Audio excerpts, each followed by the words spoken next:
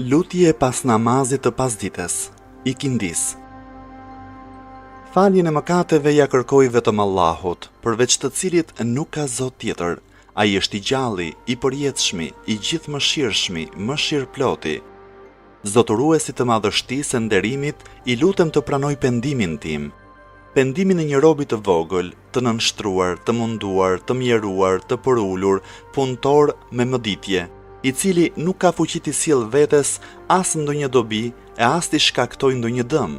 Nuk ka fuqi as të vdes e as të jap jetë, e as të ringjall pas vdekjes. O Zoti im, me ty kërkoj mbrojtje prej shpirtit të pangopshëm, prej zemrës që nuk nënshtrohet, prej diturisë së padobishme, prej namazit që nuk ngjitet lart dhe prej lutjes që nuk dëgjohet.